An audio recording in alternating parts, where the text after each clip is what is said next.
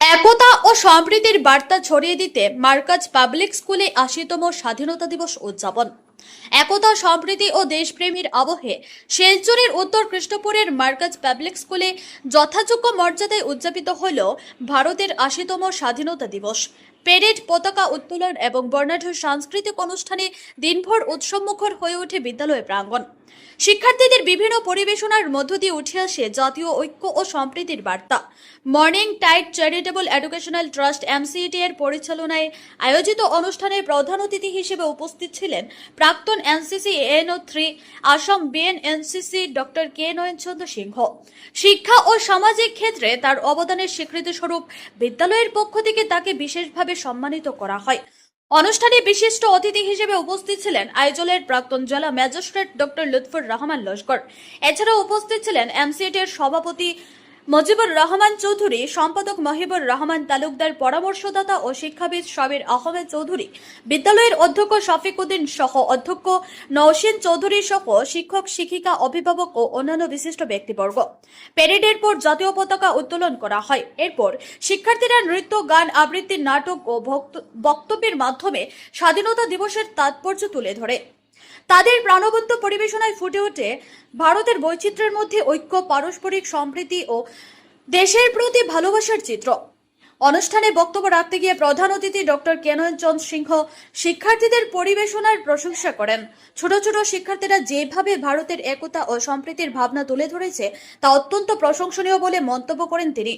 একই সঙ্গে সুন্দর আয়োজনের জন্য বিদ্যালয় কর্তৃপক্ষ, শিক্ষক, শিক্ষিকা ও সংশ্লিষ্ট সকলকে ধন্যবাদ জানান। স্বাধীনতার গৌরবময় ইতিহাসকে স্মরণ করার পাশাপাশি নতুন প্রজন্মের মধ্যে দেশপ্রেম, ঐক্য ও সম্প্রীতির চেতনা জাগিয়ে তোলার মধ্য দিয়ে শেষ হয় মার্কাজ পাবলিক স্কুলের ৮০তম স্বাধীনতা দিবস উদযাপন।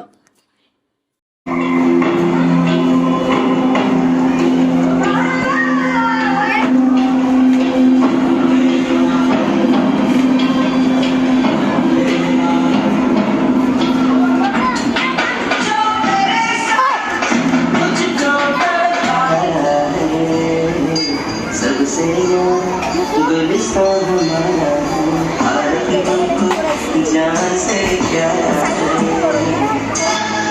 हिंदुस्तानी नाम हमारा है।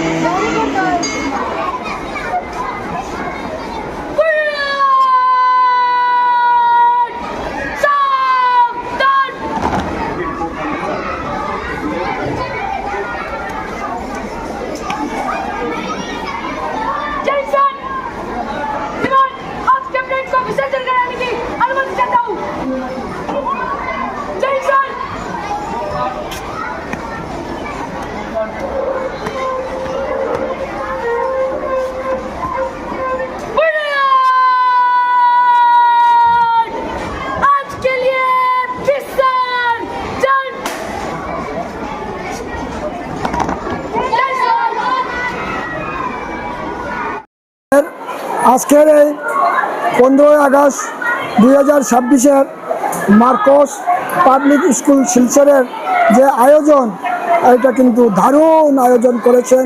যে ধরনের আয়োজন করেছেন সেটা কিন্তু আমাদের শিলচর ডিস্ট্রিক্টের যে অফিসিয়াল আয়োজন করা হয় সেটা কি আমার মনে হয় কম নয়।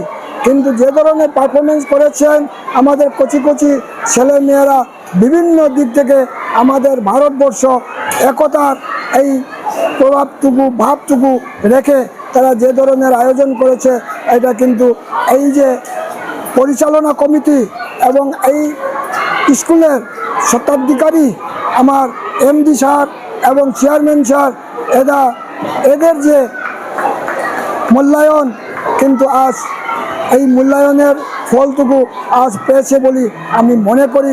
এটা ভবিষ্যতেও এর থেকে আরও ভালো আয়োজন করবেন এবং ভারতবর্ষের জন্য, আমাদের বরাকের জন্য, আমাদের শিলচরের জন্য মার্কাজ পাবলিক স্কুল কিন্তু উন্নত হোক এবং পৃথিবীর বিভিন্ন জায়গায় এই তাদের ছাত্রছাত্রীগুলা সরিয়ে আমাদের ভারতবর্ষের সেবা করার জন্য আমি ঈশ্বরের কাছে প্রার্থনা করব। এই বলে আমার সংক্ষিপ্ত বক্তব্য এখানে শেষ করেছি। এনসিসির কারণে এই স্কুলে কিন্তু প্রাইভেট স্কুল বর্তমানে এনসিসি হয় নাই।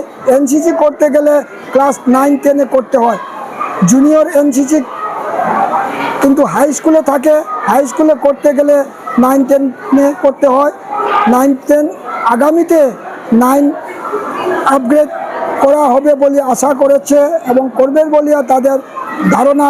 সুতরাং এর জন্য আমি অনুরোধ করেছি এনসিসি একটা ইউনিট খোলার জন্য।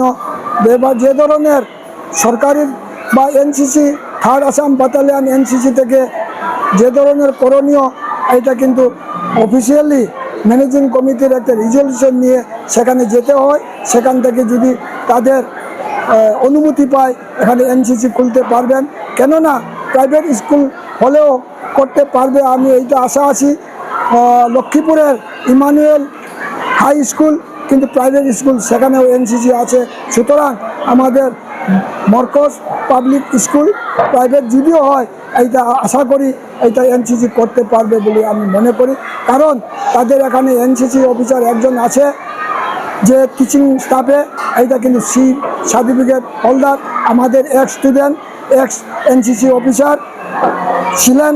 সুতরাং তাদের এই অ্যাডভান্টেজটুকু আমার মনে হয় 3rd আসাম ব্যাটালিয়ন থেকে পাবে বলে আমি মনে করি। Thank you sir.